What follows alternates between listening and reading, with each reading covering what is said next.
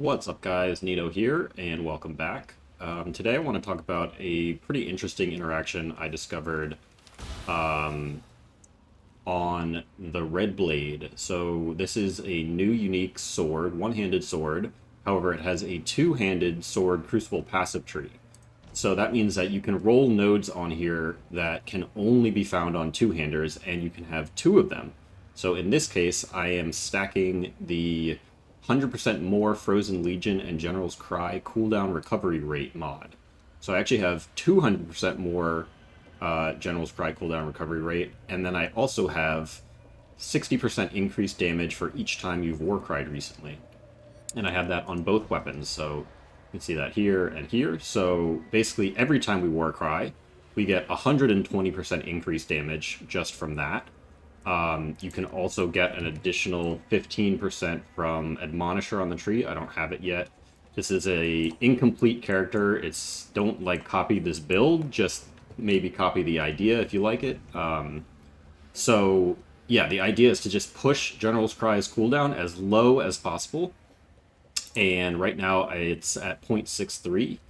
Unfortunately, POB does not calculate this 100% more cooldown recovery rate. It doesn't calculate that mod correctly. So I actually thought that this would be a much lower cooldown than it actually is.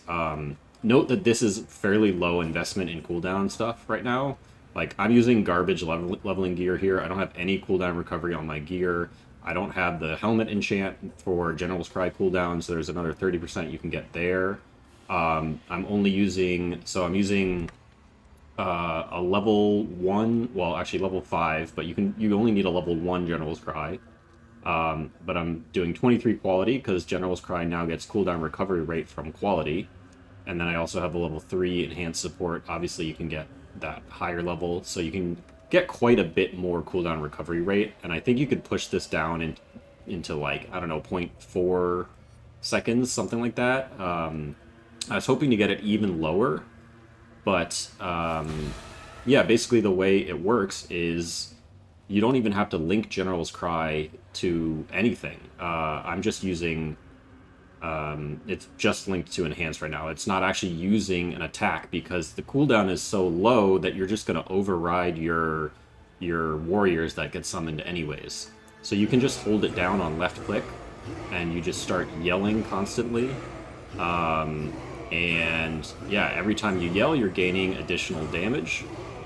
And on top of that, you are also able to make use of the 15% of life recovered when you use a Warcry.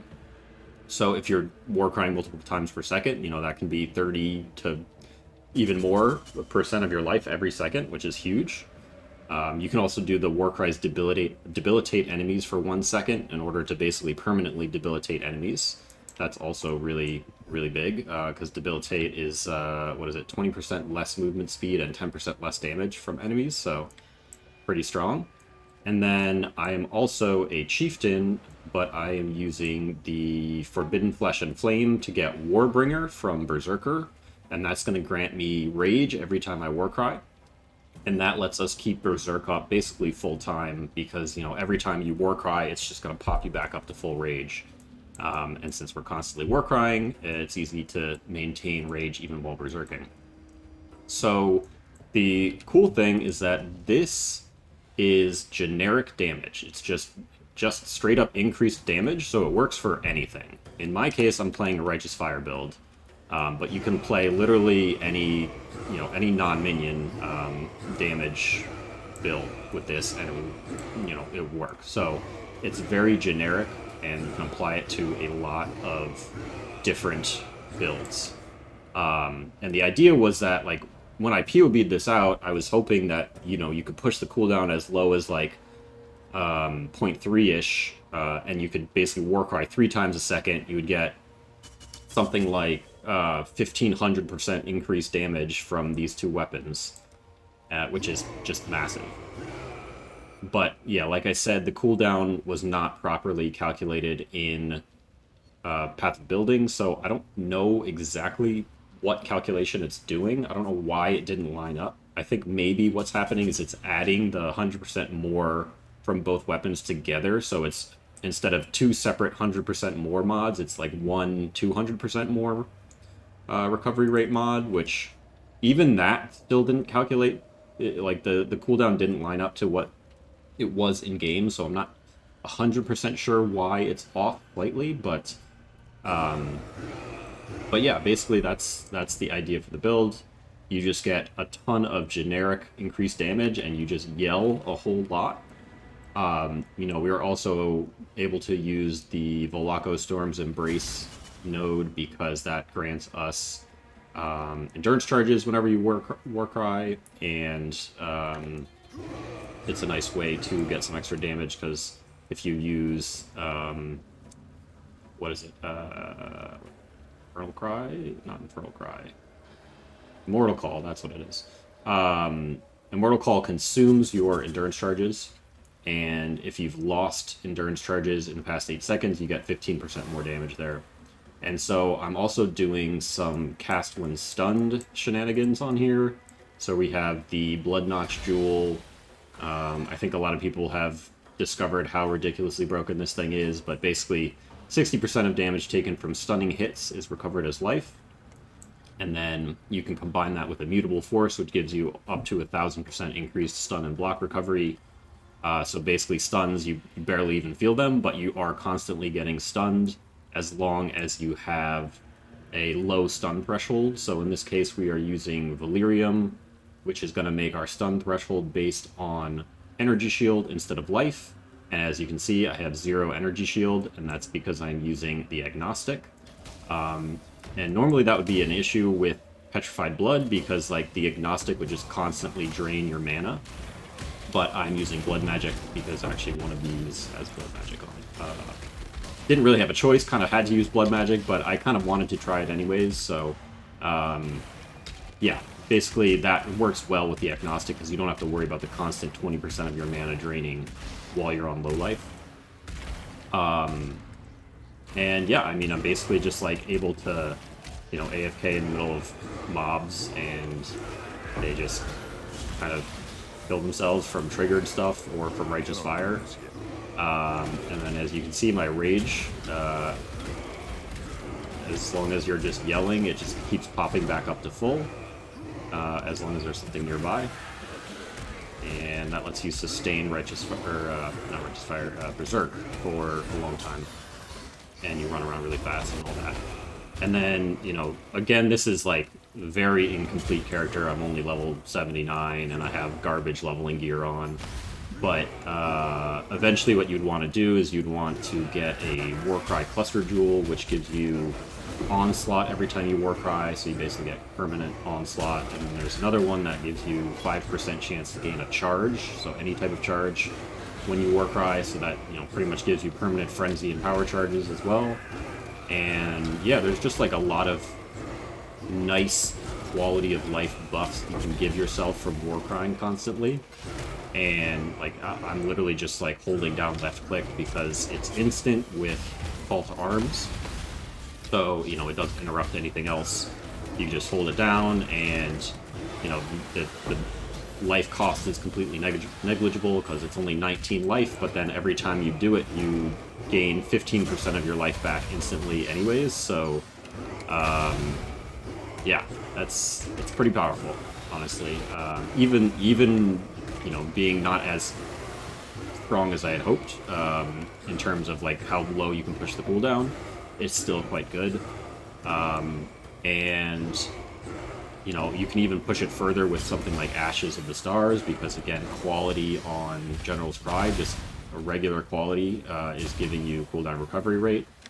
So you can just try to push that as high as possible. You could put it into a Crest of Desire if you wanted to.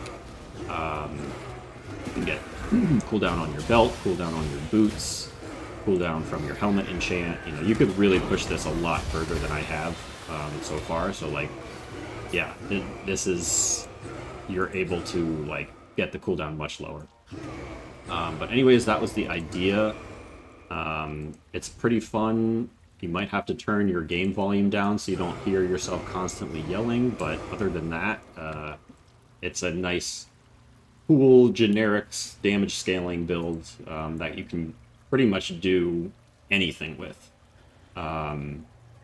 So yeah, I mean, if you get your hands on one of these with these two mods, basically you have to, it's kind of hard because Redblade is a unique weapon, so you have to, use the unique recombine in order to get the proper mods on there, and that can be expensive and can kind of like be frustrating because the combiner is not very reliable.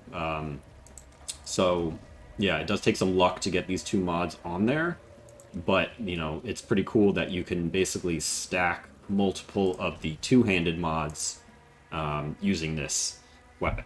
And the weapon itself is actually pretty decent. It has really high base physical damage for a one-handed sword, but it unfortunately has lowish attack speed. So my other idea is that I kind of want to try a Blade Trap build, because Blade Trap doesn't care about attack speed at all, and you can get some really crazy mods on here for Blade Trap. Like, you can get, I think it's like 25% reduced attack speed, but 25, or actually up to 30% chance to deal double damage, which is huge for Blade Trap, because you completely ignore the attack speed downside. So I might try that as my next build.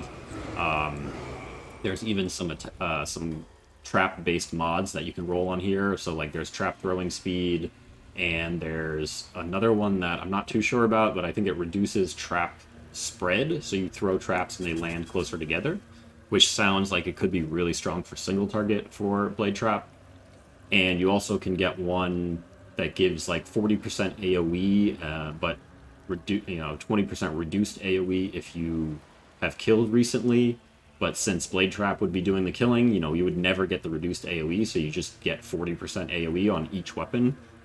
Stuff like that should be really powerful. So I'm probably going to re-roll into that at some point. But I did kind of want to share this interesting interaction between these two notables specifically. So just massively reduce the cooldown of General's Cry, and then abuse the 60% increased damage for each time you've Warcried recently. I did also look at the helmet, the new unique helmet that has a Crucible tree on it. Unfortunately, it cannot roll either of these mods on there, which is a bummer, because, if you could stack a third one on top of it, like, it would get even more insane, but I think GGG figured that out and didn't allow that to roll on the helmet, unfortunately. But there are some other cool mods you can get on there, so still worth exploring, probably. Anyways, thanks for watching, and have a good one.